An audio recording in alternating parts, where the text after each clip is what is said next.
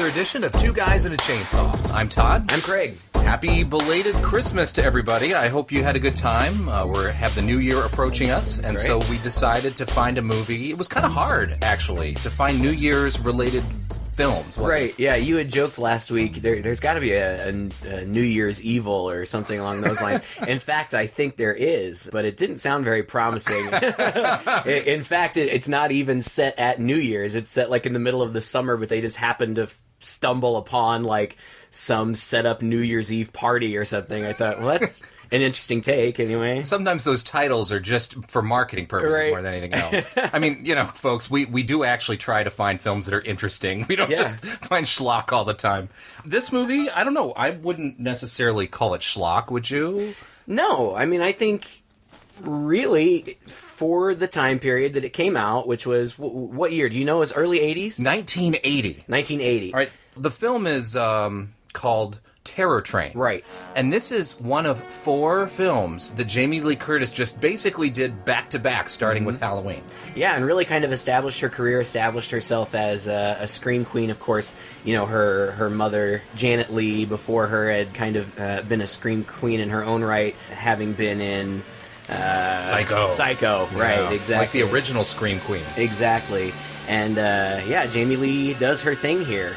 Not dissimilar from those other roles, kind of maiden in distress. I saw an interview that she had done somewhere where she talked about these characters and how, you know, for these girls that she plays in these movies, they have to have a certain vulnerability because the audience has to believe that they are in actual peril, but at the same time, they have to have enough inner strength to be able to survive to the end. And, you know, just even to hear an actress, and I think Jamie Lee Curtis is amazing. You know, she's a great actress. But to hear, you know, her talk about that and really kind of, you know, she puts thought into these characters as simple and as kind of cookie cutter as these movies can be. You know, she's given it her all. She is. And now, so that raises an interesting question. Seeing her in this movie and seeing her in Halloween and Prom Night and all those other films, I guess it was The Fog she did before this, which wasn't too great. Did you see a difference? I don't know. I mean, I guess, and I don't know, this came after Halloween, right? It did. So she was a little bit younger in Halloween, and I think that her age, her youth shows a little bit more in that. I've seen The Fog once. I don't really remember that much about it. I've never seen Prom Night. Certainly similarities. I mean, you know, there's not a whole lot of complexity or depth of character in these things, but she pulls it off well. She's a good heroine. You're rooting for her. She's a tough gal. Yeah, she does. You know, she doesn't have a lot of screen time in this one. I mean, it's not the sort of final girl that you're seeing throughout the film that the film kind of focuses around her, right? Yeah. It's not like Halloween in that regard. Right. It's it's kind of more of an ensemble piece, and really the conductor of the train kind of takes a pretty pivotal role. I mean, I would say his character is nearly as central as hers is, though she is clearly the final girl, the lead that we're following around. But the conductor gets a lot of business too. Oh yeah, and he gets top billing. He's Ben Johnson, plays Carney, the conductor, I guess, and he's a pretty seasoned actor. I know, I saw that. He has a huge level of roles in 100 stage, plus, TV. right? He was on Gunsmoke, lots of westerns, The Wild Bunch. You might recognize him from Angels in the Outfield. The Last Picture Show he was in. It's funny. I was looking through his list, his filmography, and one of the things that I remembered him from was Cherry 2000. Did you ever see that? No, I've never seen that. Oh, man, it's great. It's like a Melanie Griffith, Mad Max kind of movie from the 80s. It's so bad. It's amazing. You'll have to watch that sometime. Oh my gosh. Well, you know, he was likable from the beginning. Yeah. He's the jovial kind of guy, and you're right, he's the thread that really pulls this all together. Right. He's the guy we see in the beginning who seems almost too eager to be getting on a train full of drunk college students on New Year's Eve, right? Of course, before this train happens, there's some backstory that's very important to the plot that pretty much spells out what you're going to see. I mean, it leaves... You think maybe they're going to pull a twist on you in there, and they kind of do, but they kind of don't. Right. Yeah, it's one of those things where there's, interestingly enough, the opening scene is set when this group of kids, it's a fraternity, Sigma Phi Omega, they're pre-med kids, and it's them and their girlfriends, basically. And the opening scene is supposed to take place their freshman year, and it's at this big New Year's Eve party. I think that they call it Hog Night or something like that. Yeah, something like that. Yeah, it was like a rush kind of thing, I guess. Maybe they're doing a hog roast or something. But all of the newbies are supposed to be trying to get laid. And one of the newbies, Kenny, they set him up for a prank. And Jamie Lee Curtis is kind of in on it, but she doesn't really know what's going on. She just kind of has a part to play. The cool guys in the frat, tell this kid, Kenny, go upstairs, you're going to be with this girl, Elena, she wants to be with you, she likes sensitive guys or whatever. And so he goes up to this room that's, all decked out in flashing red lights and like satin things hanging around or whatever. And actually, it's kind of cool with all of the not with the satin sheets and things hanging, but the traffic lights throughout. I was like, oh man, when I was in college, this would have been kind of a cool decor. Right, yeah, they really went all flashing and going everywhere. They send this kid into this room, and Jamie Lee Curtis is, and her character's name is Elena. She hides kind of behind these curtains on this bed, and she knows that there's somebody in the bed. One of her friends has kind of ushered her in there, and she sees something in the bed, and she says, who is that? And the girl's like, oh, don't worry about it. It's one of Doc's friends, is what she says. Right. And Doc is sort of the ringleader of the group who's been ushering this guy, forward. Exactly right. And so the kid comes in, Kenny comes in, and she's kind of luring him with her voice, come over here, don't be shy, it's my first time too. And he comes over to the bed, and the figure in the bed is just kind of slumped over, and Jamie Lee Curtis says, kiss me, Kenny. Kiss me. And he leans in for the kiss, and he kind of pulls the figure in the bed's hair back, and a wig comes off, and it's a dismembered corpse. Yeah. And it's really pretty grotesque and disgusting. I mean, that would be something that would definitely freak you out. It's pretty great. And he totally flips out. He out. leaps up, straight up, and starts twirling, saying no, no, no, or something like that. Yeah. And he's getting all tangled up in the curtains. Right. And then we're in present day. Right, exactly. And we jump then to their senior year, and it's New Year's Eve again. And so you're right, that opening scene really kind of sets you up. You know that this is probably going to be a revenge thing. Now, whether that's going to be Kenny himself seeking revenge, or if it's going to be more something like Friday the 13th, where somebody's seeking revenge on his behalf, or something like that. So you don't know exactly. Oh, spoiler alert. Oh, sorry. Hope you've seen Friday the 13th. But you get the sense that it's going to be that kind of movie, and it is, and there's nothing wrong with that. Yeah, no. It's interesting that opening scene they shot in post. I guess they felt like they needed to explain it more. And you can kind of tell, throughout the movie, they pepper in little parts of the story throughout. So really, even without that opening scene, you kind of probably could have figured out what was going on, but they just really heavy-handed give it to you right there in the beginning. There's not a lot of... Yeah. Well, with that knowledge, and it's kind of a shame, really, it might actually be a better film without that opening scene. It might have been better writing, just because of the fact that, you're right, there's never a moment in the film when somebody steps forward and says, here's what happened 4 years ago. Right. They're alluding to it early on, and somebody gets interrupted. Some of the earlier the people who were pledges then come up and ask, hey, yeah, I heard that a bunch of people got in trouble for a prank that went on, not realizing that people in the room were involved. Right. Doc starts explaining it, and then Alana, Jamie Lee Curtis's character, kind of interrupts and doesn't let him finish the story. And then later on, a little bit of the story gets pieced out. And so... And it kind of seems like the people who were there and were a part of it are kind of like, no, just don't talk about it. Yeah. Don't say anything about it. It would have been an interesting movie without that, just because the character of Kenny would have been more of a mystery. Yeah. And maybe we would have been a little more skeptical as to whether Kenny really did this. Because we wouldn't have known the whole circumstance behind the situation. Right. It just wouldn't have been laid out for us Right, like it was. right. And I don't know. I found that a little disappointing. I guess. I don't know. It didn't really bother me all that much. I don't necessarily think that it was needed to lay that out, but it was fine. You know, we were talking... It's not Shakespeare. Right, no. You know, you get what you pay for. But we were just talking earlier about how the way that this movie was kind of inspired was the director had a dream about a train, right? Right. And then woke up and turned to his wife and said, what would you think if we put Halloween on a train? And she said, that's a terrible idea. So the guy grabbed a notepad and wrote down terrible train, went back to bed, got up in the morning, changed it to terror train, immediately started writing, put together a treatment the first 20 pages or so, and then had it sold in a matter of days. I mean, obviously, you know, these types of slasher films were in their heyday, really, at that point. It's crazy. It's like you could come up with any idea. What about Halloween in space? Right. Oh, here we go. Yeah, it's sold by 3 o'clock. And that's pretty much what it ends up being. I mean, you've got kind of a masked figure. This one takes kind of an interesting turn on that, where it's a New Year's Eve party on a train, but everybody is in costume. So, of course, when everybody's in costume, you never really know who anybody is. And this killer, once they dispatch somebody, they take their costume. And so the killer is constantly in different costumes. You never really know who's who.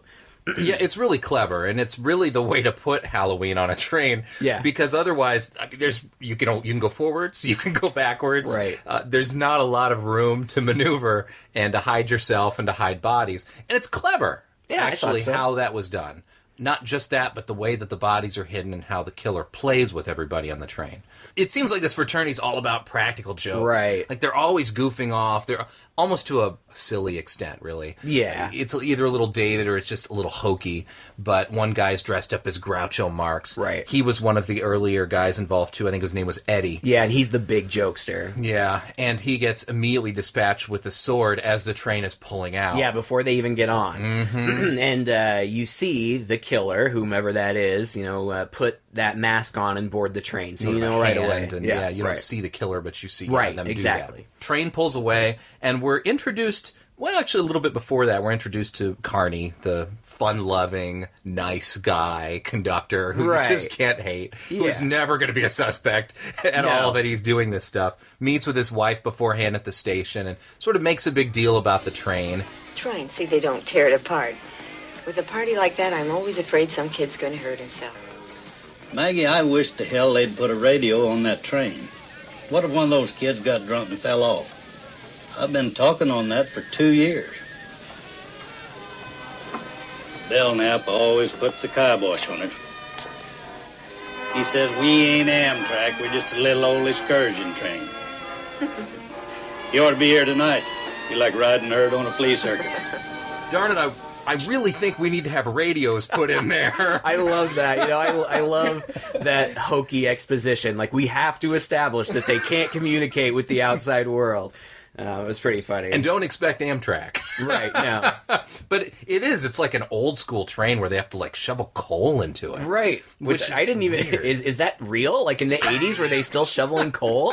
I mean, I don't know. It does seem strange. I got the sense, though, that it was supposed to be maybe a historic train, like Maybe. a real special kind of thing. It had 1881 written on the back of it.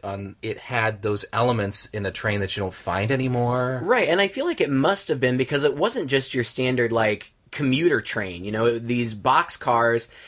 And it was really kind of a cool setup, really. Oh, yeah. But these boxcars were just kind of big party rooms, mostly. And they had, in the caboose, there was like a stage where a performance could go on. And there were different kind of like lounge cars. There were sleeper cars towards the front. But not just a series of cars with a bunch of seats in it. Like, yeah, there wasn't a single car with a bunch of seats in it, yeah. So maybe you're right. Maybe it is one of those, like... dinner theater kind of trains or it's something like that. Train I'd love to be rent for a party. Yeah. It looked fun and it was cool.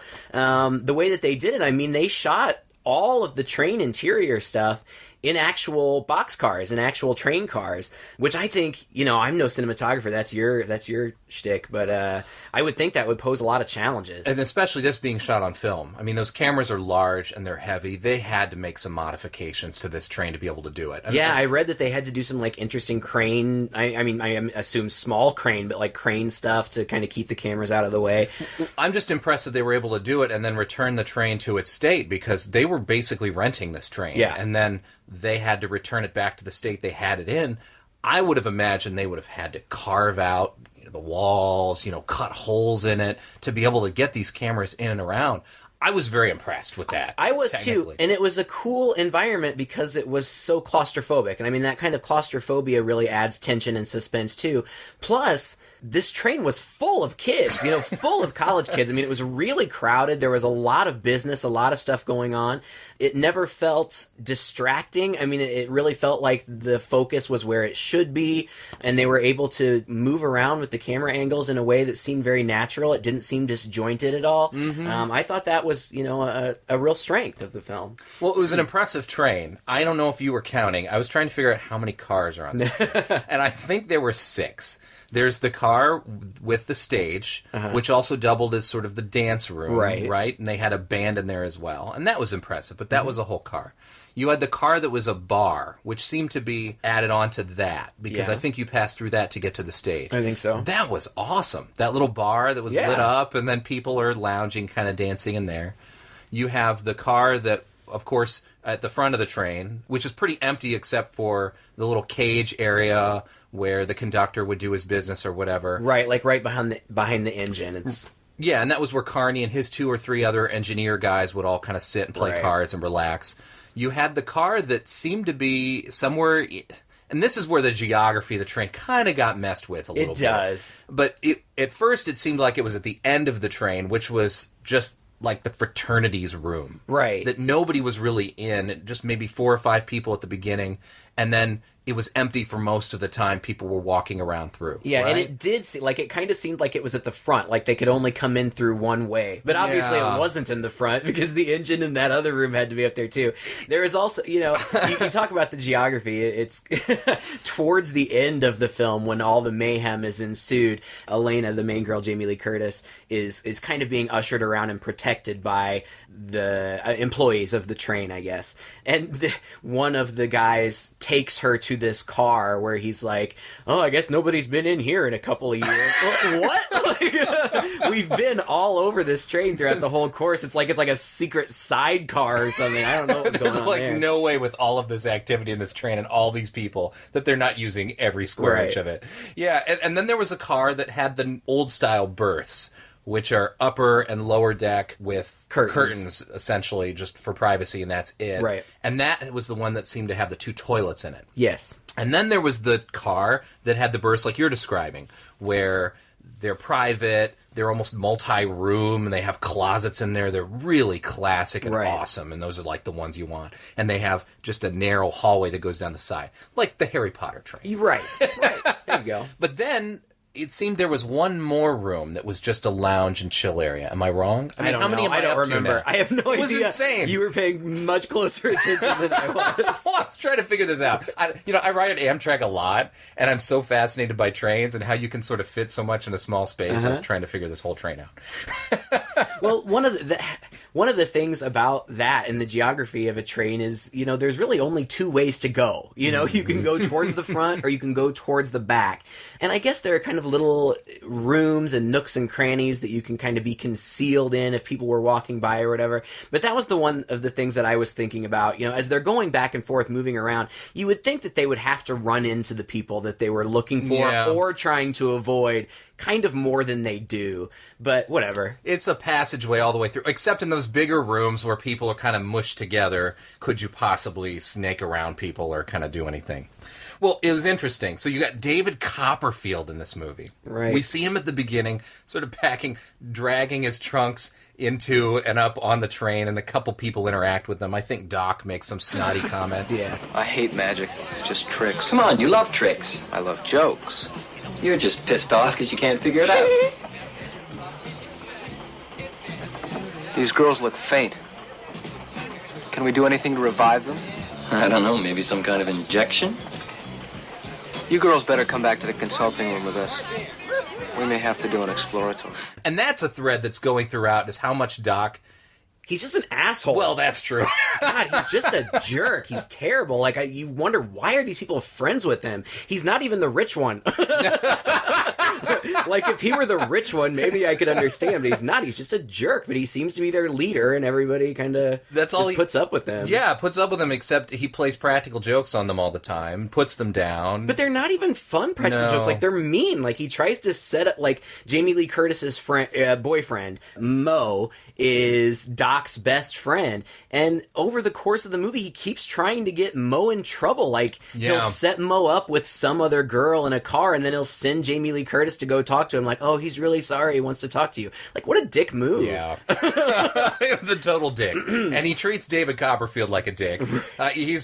And Mo just pretty much lays it out and says, oh, doesn't he intimidate you because you can't figure it out? Right. Or something like that. Like, the magician is the one guy on the whole train, which would be the dorkiest guy on the whole train, who intimidates him, who pisses him off. Yeah. And David Copperfield is giving these shows in this sort of bizarre stage at the end of the train. This was the only film David Copperfield's ever been in. Well, playing somebody else other than himself, right? Like I guess when you're playing yourself, you're still playing your role. All magicians are actors, trained magicians. True. But I know what you're saying. Yeah, playing a character, right, who happens to be a magician. He's in this film, and he's giving these. He's doing some close-up magic with people. He's giving his stage performances where he's even doing, like, levitations and stuff, which is pretty impressive in the back of this train with this tiny little thing.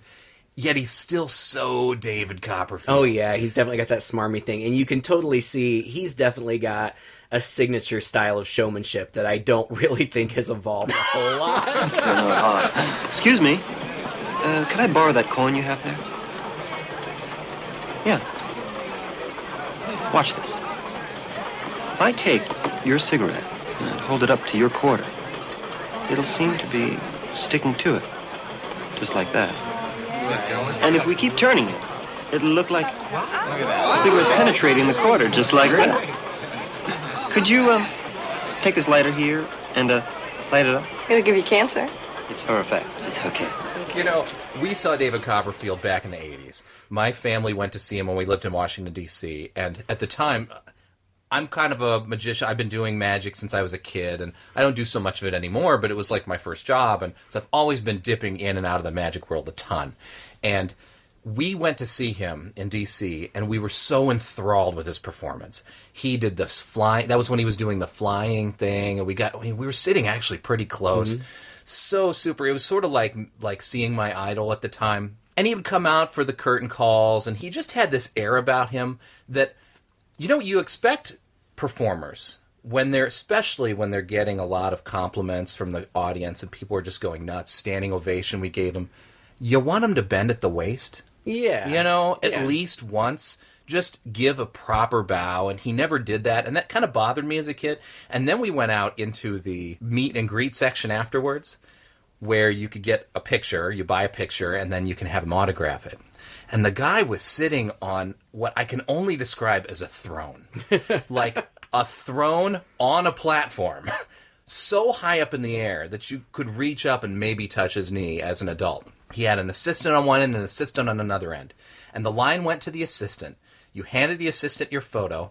He hands, arms outstretched, up to David, who scribbles on it a little bit, hands it down to the next assistant, who hands it to you, and he never once made contact with anybody in the line. So I don't have the best impression of David Copperfield. He kind of came off as a douche. Yeah, I mean, and, I don't, I don't know the guy or anything. David, if you're listening, I don't know. But there have been... I'm screwing up my future magic career. There's been quite a bit of rumors about his douchebaggery. Oh, my wife and I went to see him in Vegas probably about 6 years ago, and he had this sort of an intimate evening with David Copperfield on the MGM, which may still be going on. Mm-hmm. And the poor guy just looked like he was totally phoning it in. Again, totally not impressed. Couldn't handle a foreign person from the audience who didn't speak the language. And you think, man, this guy's been doing this for so long, and he's traveled the world and done this stuff, and he just didn't even want to try. It was really sad. Well, that's too bad. Well, anyway, I don't know why we went off on that. In the movie, I mean, he looks like David. He looks like a young David Copperfield. Mm-hmm. He's kind of this goofy-looking guy. I mean, maybe you'll argue with me, and you know more about this than I do, but he's a talented guy. Oh, undoubtedly, he's totally talented. And all of the illusions and things that he does in this movie are legit. I mean, he did them all. There weren't film magic things to it. He was really doing the illusions, and they're pretty impressive. I mean, eventually you kind of figure out why they needed him there, but for the first 40 minutes or so, I just kind of felt like, could they just get David Copperfield? So they were like, okay, there'll be a magician on the train. Got to weave him in here a whole bunch because he's our big guy. It did feel like they were doing an awful lot of magic and an awful lot of David Copperfield without much payoff. It wasn't like he was speaking character in the sense that he was buddy-buddy with the people there. He wasn't really weaving in as intricate to the plot. He was an entertainer on the train who would pop in and out and do his shtick, and then make those sort of sidelong, sexy glances at Jamie Lee Curtis every now and then. Flirts with her in a couple of scenes. I don't know. I mean, I kind of got the sense that he was supposed to be a suspicious figure, but really it more just felt like, I'm a sexy vampire. Like, I will creep along in the shadows and give you my sexy eyes.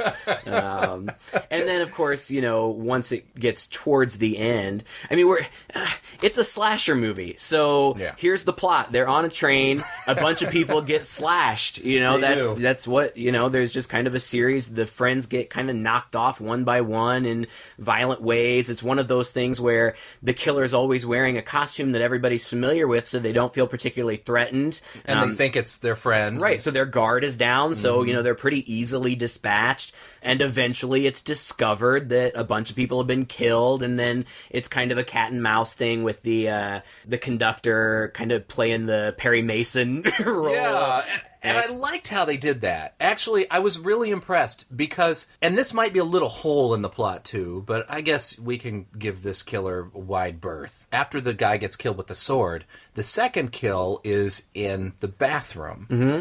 On a train that only has 2 bathrooms, which you would think would be used a lot more. Especially as much as they're drinking, my God. But okay, all right, it's a movie, right? So this birth area in this bathroom is totally pretty empty most of the time. He kills this guy dressed in a full-on lizard suit, right, in the bathroom by smashing his head into the mirror. And then the one black guy whose name was Jackson, which I thought was hilarious. That is true. I also thought it was kind of hilarious that the one black guy, also his girlfriend, was the only other slightly ethnic, non-white woman in the whole train. Yeah, and I was looking at the cast list, and I noticed that actress was Vanity, and I said, please let this be Vanity of Vanity 6. Do you remember Vanity 6 from the 80s? It was a girls group. I think it was like... No. I think it was one of Prince's girls group. It was her! Oh my gosh, no way! It was awesome. Well, she was gorgeous. Yeah, it was so pretty. Yeah. And so he gets killed, and then the killer comes back out and then has a key to be able to lock the door so that it looks like it's occupied and it's locked, so you can lock it from the outside. Which I thought, that's pretty smart. Because the first thing I'm thinking as soon as somebody gets killed on the train is, where in the hell do you hide this body? That was cool. That bathroom could be occupied all night long with 100 different people, and every time you checked on it, it'd be occupied. So nobody would think anything of it. Right. But why did the killer have a key? Exactly. That was the thing where I'm saying, that's why I thought maybe at that time, maybe they were playing around with a little bit with the conductor. It seemed like a red herring that maybe the conductor, one of his guys, would be doing something. Yeah, maybe. It's really never explained. It really isn't, because you can't even imagine the killer would have gotten to that area where the keys would be. I don't know. There's kind of a twist at the end. When it's revealed who the killer is, maybe that killer had some skill where they were able to somehow procure a key somehow. That's true. Sneakily, I guess. That's true. I don't know. I mean, I think it's a plot hole, frankly, but whatever. Is. Well, it's as much a plot hole as getting pushed off a train, but actually you held on. Right, after you've been stabbed through the chest with a sword and stabbed through the face with a I don't know. It's one of those movie things. Right. Oh, kind yeah. of an invincible killer. Stabbed in the face with absolutely no mark. Yeah. Oh, wait. Did you see a mark? I don't know. That was a remember. full-on face stab, though. With a great big... It was one of those spiky things that you put receipts down on. It was probably a good 6-8 inches long. Oh, and jeez. Jamie Lee stabs him right in the face with it. That's major... If there was any... Well, and then, after she does that, there's all... They tussle, and there's all kinds of blood. She gets blood all over her face, and she gets blood all over her hands. And then... The killer gets thrown off the train, hangs on, is able to crawl back in somehow, comes back, and seems pretty much okay. Yeah. After also being stabbed in the back with a sword. Yeah. Right? Uh-huh. That I don't know where that sword came from either. There were just swords laying around all over the place. That's true. They all belong. I think they were supposed to be all the magicians' swords, but they were just handy. Like, you could just reach to your left and grab one in any given circumstance. He probably hid one in that berth that hadn't been occupied for 2 years just because he needed it later. Right. He probably had to produce it, later just in case. We're going to get to that, right? The sort of battle scene, because I thought that was cool too. So anyway, this guy is dead, bloodied, and broken mirror and everything in this bathroom.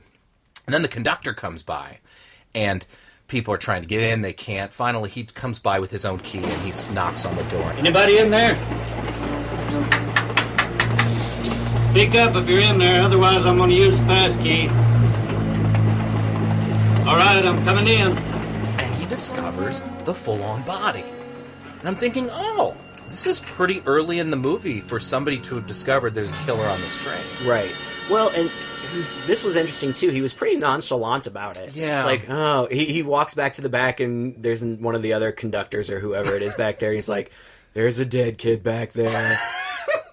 Now, I think I got the impression that he initially thought that it was some sort of accident, maybe? Mm-hmm. I mean, there was tons of blood all over. And there was a bottle, stuffed in the mouth. And yeah, so I think he maybe thought it was an accident. But anyway, he takes the other conductor, he sends the other conductor back there to kind of guard the door, and I guess he goes and looks around or something, I don't know. He comes back, and he says, did you look in there? And the other guy's like, no. And he's like, well, I hate to do this to you. Yeah. So he opens the door, and the body is still there, but all the blood is gone. And again, now, yeah, you can clean up a porcelain sink. That's one thing. But when he initially saw the body, there was blood all over the costume, too. I don't know how somebody would feasibly clean that up. But still, willing suspension, I guess, whatever. So, and now the body, which the conductor initially had, I think, felt for a pulse. I mean, he definitely touched the guy. Yeah. But now the body is moving as though he's just super, super drunk, like passed out drunk. And of course, we figure out, it's not tough to figure out, that the killer has just returned and switched out the body, and now he's in the different costume. Yeah, there are all kinds of problems with this.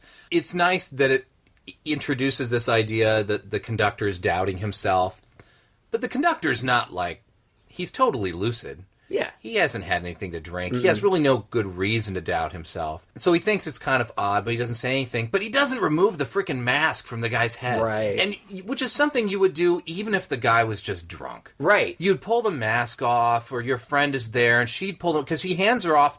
He hands this lizard person off to Jamie Lee Curtis, who assumes it's Jackson, and she kind of walks off with him. Well, I think he actually hands her off to Jamie Lee Curtis's best friend. Oh, you're right. And her name is Mitchie. Mitchie. And she's Doc's boyfriend? Girlfriend. Girlfriend? Yeah. Right. Yeah, and she goes off with him. It's funny, it's the 80s, I guess. Maybe pre-AIDS scare, but they're all very sexually liberated. They all are in couples, but all it takes is for the other partner of the couple to just be absent for a moment before they're all of a sudden all over somebody else. Somebody else who they know pretty well, apparently. Yeah, it's I guess they're a really tight group of friends. I don't know. So Mitchie takes Lizard Guy into one of those curtained sleeping areas, and they she's getting frisky with him or whatever. Oh, and that's at the same time that Moe's decided he's going to get frisky with the Pet. With Pet, right. The ditzy blonde. There's lots of swapping going on this train. There's something kind of convoluted, but hey, they're college kids. Yeah. We were college kids once. My college wasn't like that, sadly. Speak for yourself.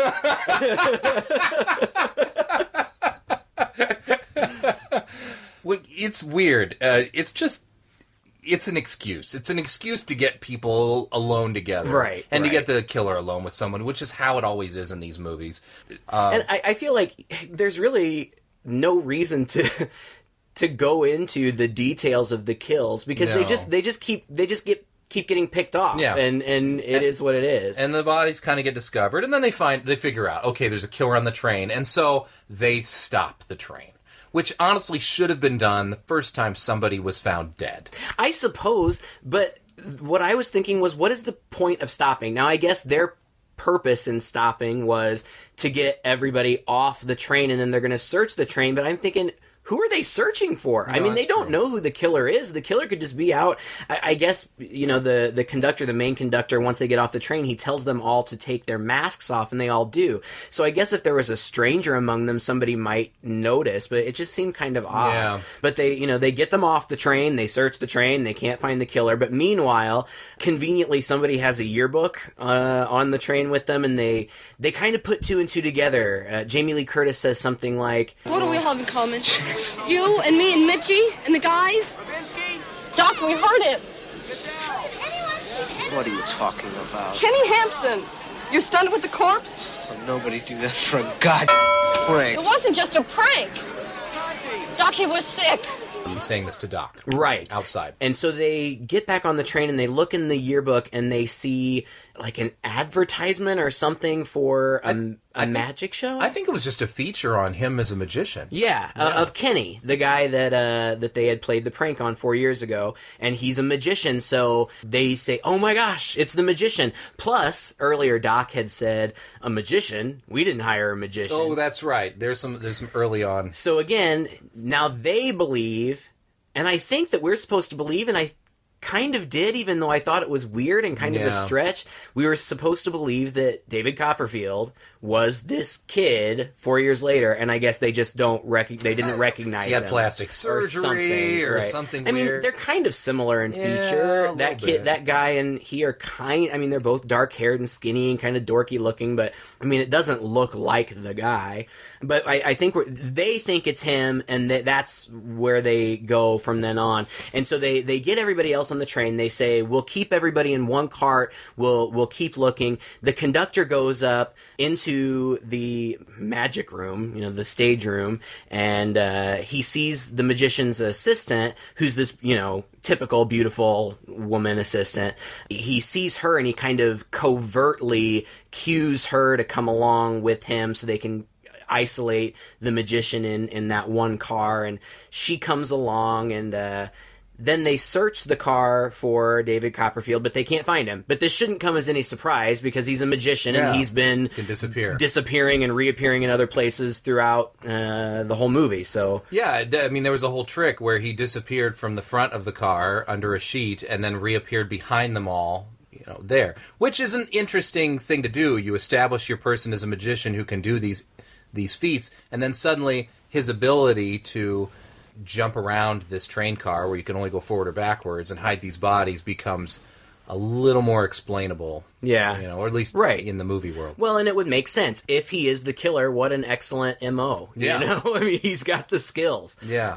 And he's high profile. So who would suspect the highest profile guy on the train probably? One of the only strangers. They all know each other. So yeah.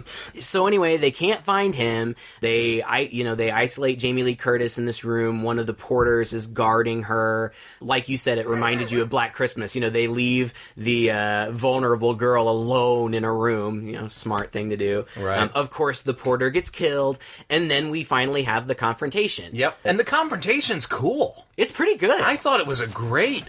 again, you're confining it to this small space, and just these two people in there.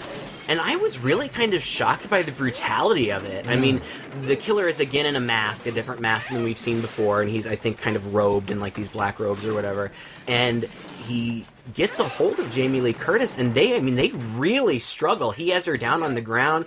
He's strangling her for a while, which is, pretty violent. And then she, I think, is able to kind of move his hand up to her mouth, and she bites him. And at one point, he smacks her really hard. Like, it's real, pretty explicit violence that even in these kind of movies, you see somebody get a machete to the head or whatever, but you don't often see a man, striking a woman like that. It was really some kind of brutal stuff. Well, considering the fact that the kills really up until then had been pretty typical and pretty quick and pretty off camera. Yeah. You'd see the guy start to reach out for her, you'd see a knife raise, but you're not seeing the penetration, you're not seeing, then you just see the aftermath. Whereas this was full-on brutal like the rest of the movie hadn't been.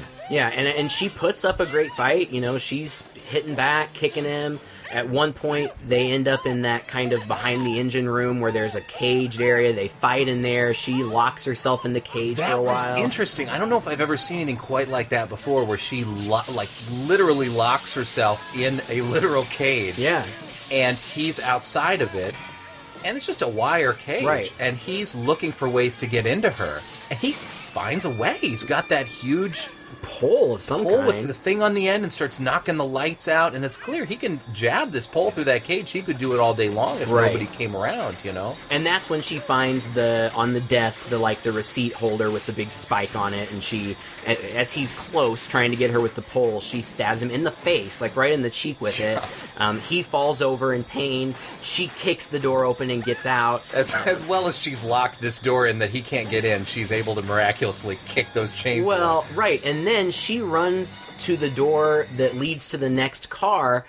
That door had been locked and chained previously, right? Yes, you're right. And then she's able to just really quickly get out, and then they struggle in between the cars.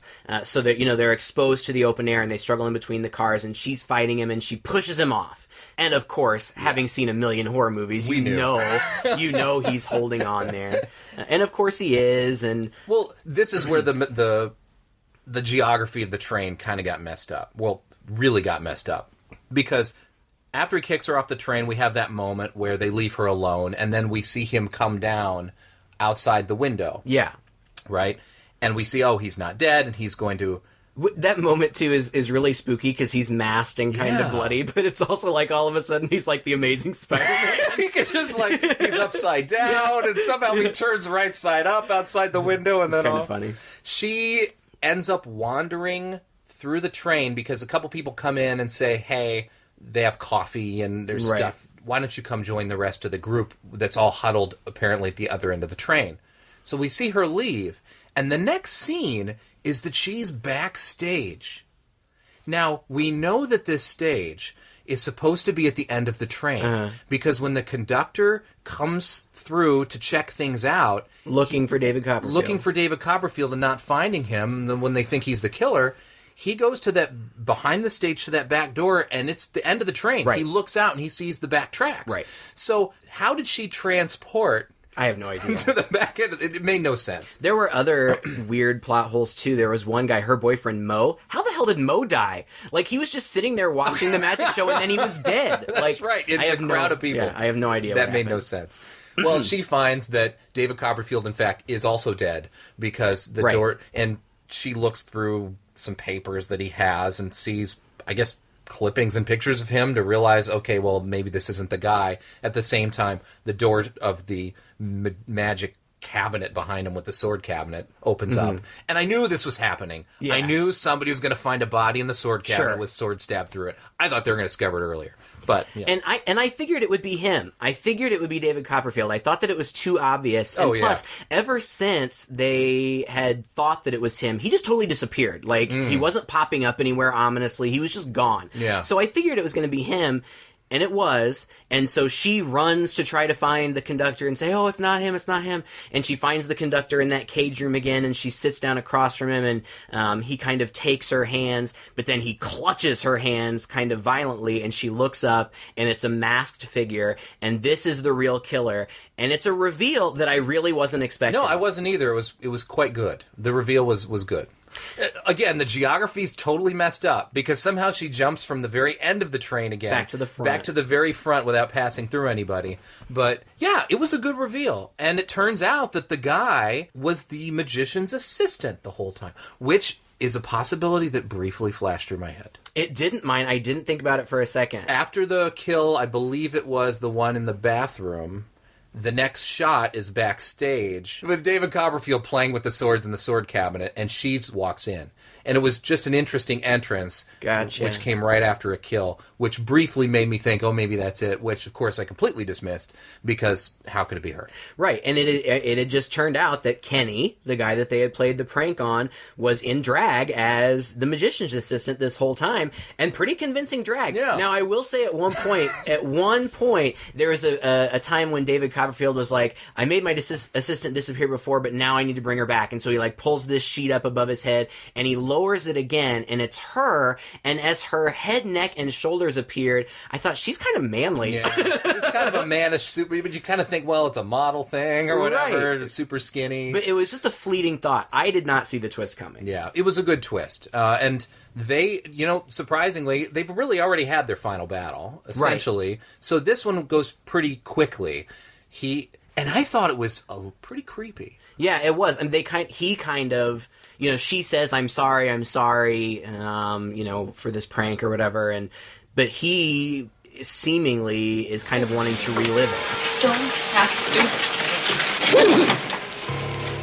Kiss me, Elena. Kiss me, Ken. Kiss me. Kiss me. Kiss me. And you see the flashbacks connecting the two, which you totally don't need. But, they putting the pieces together. And so she does kiss him, and just like before, when he had almost kissed the corpse in the beginning, he flips out. Yeah. In the same way that he had before. Starts flailing his arms, spinning around, screaming. And conveniently, there's something hanging there that he gets caught up in. I think it was his cape. I think he, threw his cape up and was kind of, tangled in that. Because I thought it was weird, too. I was like, where did this come from? Okay. I'm pretty sure it was his cape. Yeah, it was a total flashback, which was kind of cool. Right. And at that moment, the conductor comes in at just the right time with the shovel. Mm-hmm. And with those great, almost cartoonish shovel clanging noises. Yep. Hits him a couple times, knocks him out of the train. And they happen to be going over a bridge, and he falls down into what I can imagine is the cold, freezing waters of the Canadian North or something. I don't know about you, but it was a little sad. It surprised me because I thought with that ending, what would have been so easy to do would have just been to have him splash in the water. Mm-hmm. And then, he could have come back in the sequel. But he doesn't land in the water. It's a huge, train bridges are really tall, and he falls onto the ice, and you see a big thud, and his limbs kind of go all akimbo, and then he floats down the river.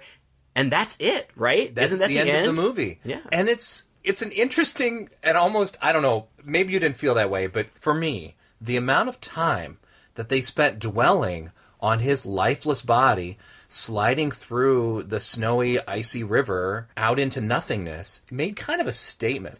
It was sad. It brought you back to this damaged guy. Right. Instead of the murderer, right. It brought you back to his motives. And wow, it is kind of a whole tragic story of this horrible prank gone awry on a mentally ill, unstable person. Well, and that's not terribly uncommon. I mean, a lot of these villains are kind of tragic in their way, and this is, Jamie Lee Curtis says something along the lines of, I tried to go visit him after the prank, and they wouldn't let me see him because they said he was unstable. He had killed somebody before. Maybe it was an accident, but they didn't know. So he was already troubled, and then, he's a geeky kid, and they play this traumatic prank on him. So, in a sense, I mean, it's extreme, but they're kind of getting their comeuppance a little bit. It's like again, if you haven't seen Friday the 13th, which I can't imagine you haven't seen it, but, it's the same thing. In the original, the mom is seeking revenge for the counselors letting her child die. In the sequel, and all the sequels, really, it's kind of Jason returning to avenge his mother, in a sense, and they are kind of tragic figures. So, in that way, it's kind of sad. In the fact that it's an 80s horror movie, I'm not going to lose any sleep over it. It didn't touch your heart like it touched mine. Well, things I really liked about this movie. I loved the bit of business at the beginning that we had mentioned between Carney and his wife in a wheelchair. I couldn't tell or if his it was wife or his girlfriend. I couldn't tell if it was his wife or if it was just somebody that he works with who they share an affectionate relationship. She's in a wheelchair and they kind of dance together for a little. It's a sweet moment, and then he asks, "Are you sure you're not going to come with us?" And he leans down, and I thought that he was going to give her a kiss, but he didn't. And that's kind of what made me think, well, maybe they're just tight. Maybe they're just good friends. But it was you're right, it was a nice little scene. It was unnecessary, but it was a nice touch. Yeah. And to have her in a wheelchair is just not something that you see that often in these films, especially in that era. Right.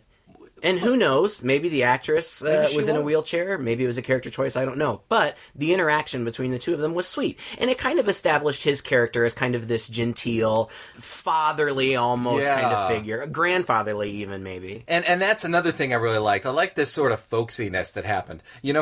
There's a lot of business early on between him and the conductor. Well, he's the conductor, I guess. Yeah. Him and the engine operator and the coal shovelers, who their faces are dirty, like coal shovelers would be, I guess. It's kind of funny, but there's a lot of folksy dialogue between them, where for a while it almost seems to be like they're apologizing for the fact that this movie features a train. It almost seems like the writer is thinking, who the hell rides trains anymore? Right, and they've got to sort of explain it. She's still running hot on you? Nope. Pulled down the grade. She's really beautiful, that old engine. They don't make them like that anymore. Thank God for little favors. You're going to see a train on the cover of Time magazine one of these days. And I'm going to be in that cab in the picture. I'll be up in the Concorde and you'll be on welfare. You're digging your own grave with that shovel career-wise. What's the price of gas right now? Pretty soon, the only way you'll get that beer can someplace is you load on a flat car. Guess who'll be driving the train? You can cook, you can take a shower, you can watch TV, and by God, you can hang a left if you feel like it. Poor deluded boy. To the point where Southern twang starts to kind of come out in their voices, and they're dropping the G's at the end of their words. Yeah. It's just the most odd and charming and strange bits of business for them to be talking about the train so much. There was an interesting moment, too, between Mo and Doc. That was so weird. You know exactly what I'm talking about, right? It was so weird. Mo's complaining about his girlfriend. Who's Jamie Lee Curtis. She kind of goes, I don't remember what happened. But he gives them this really nice, sincere look in his eye and says, she'll get over it. You know, Doc, I'm not so sure this time. Well, if she dumps you, you've always got me, you know. I mean it. Right, and it's totally like, I keep expecting it to be the punch you in the shoulder kind of thing. They just leave it at that. Like, it was weird. What just happened there, right? It was very interesting. I guess they're a really tight group of friends. All the men, and you kind of mentioned it earlier, but it seems like all the men on this train or in this fraternity are just creepy predators. Yeah. They're all... Well, and the girls are all kind of... total sluts. Yeah. Except for Jamie Lee Curtis. Right. And maybe Vanity, the black girl. She was kind of nice. The rest of them were just... Well, she's the one who didn't love the one you're with. Yeah, at that moment. It was great. I don't know, what was your final impression of this film? I think that it is a perfectly fine slasher movie, and I think that if you like 80s slashers, you'll like this movie. If you like the original Friday the 13th, if you like Halloween, it's fairly typical. It has some unique twists that you don't see in all of them. I'm a little bit surprised that I hadn't seen it before and that I don't see it mentioned more often. Because it's not bad. Well, and the big names in it. Yeah. honestly, I think it's a cut above. It's not a cut above Halloween by any means. No, I don't think it's as good as Halloween, but it's The Fog and Prom Night, absolutely. Yeah. No, it's way better than either of those, I thought. I enjoyed it. Well, Happy New Year, everybody. Happy New Year. Oh, yeah, it's set at New Year's. Happy New Year. See, we worked that in. We hope that you've enjoyed the podcast this year. We have many more episodes planned for 2016. Please, if you enjoyed this, share it with a friend. Check us out on Facebook and on our website. Share us. Also, we're on iTunes now. We got iTunes and Stitcher out there. If you want to download the stuff to your device and listen to our sweet, sweet voices in your ear, you can do that. We will see you next year. And until then, I'm Todd. I'm Craig. With Two Guys and a Chainsaw.